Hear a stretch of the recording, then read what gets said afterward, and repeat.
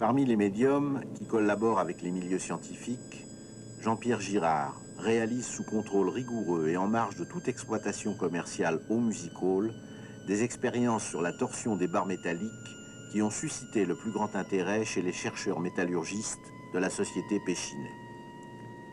Contrairement à Uri Geller, le célèbre torsionnaire de petites cuillères dont les démonstrations sont discréditées par les scientifiques, Jean-Pierre Girard s'est prêté à des examens en laboratoire, en présence d'huissiers et aussi d'illusionnistes professionnels qui ne contestent pas l'authenticité des phénomènes. Le côté spectaculaire, voire jeu de cirque, que prenaient ces expériences,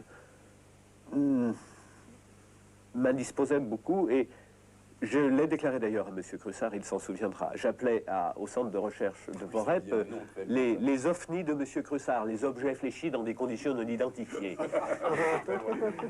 Et j'ai procédé avec un de mes collaborateurs, une expérience qui avait comme objectif non pas de convaincre qui que ce soit, mais de nous convaincre nous-mêmes et de convaincre M. Crussard qui vraisemblablement il était dans l'erreur. Nous nous sommes posé la question de la manière suivante. Quelle est la force que l'homme le plus fort est capable de développer sur un barreau? Quel est le barreau qui est réellement intordable? Et nous avons réalisé ce barreau. Et nous avions placé la barre de notre conviction à ce niveau-là, ayant expérimenté sur des paysans, sur les haltérophiles.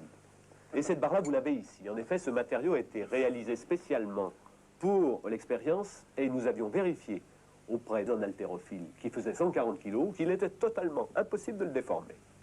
Nous avons ensuite fait venir, M. Crussard s'y était prêté, fait venir M. Girard à Grenoble. Et dans des conditions qui nous convenaient parfaitement en ce qui concerne le protocole, nous avons donné finalement notre fameux barreau à Jean-Pierre Girard. Et ici, à 4 reprises, par simple imposition de la main, nous avons vu, nous n'en croyons pas nos yeux, bien évidemment, ce barreau s'est déformé à 4 reprises avec les flèches, les déformations que vous voyez ici. Ici, il s'agit des tracés qui ont été faits après chacune des déformations. Il me semble que pour nous, il était plus important de faire d'autres expériences. Et ce qui m'a définitivement convaincu, ce sont des expériences où Girard a créé de nouvelles structures, sans effets spectaculaires, sans déformation. Des expériences qui ont été faites dans des tubes de verre, où on demande à Girard de durcir le métal, et qui nous montrent, avec une bonne reproductibilité, 4 fois en ce qui concerne le durcissement, qu'il y a une modification de la structure. Ceci, on peut mettre au défi tous les illusionnistes de le faire. Nous ne savons même pas, nous métallurgistes, qui avons pas mal de moyens, nous ne savons même pas reproduire cette structure.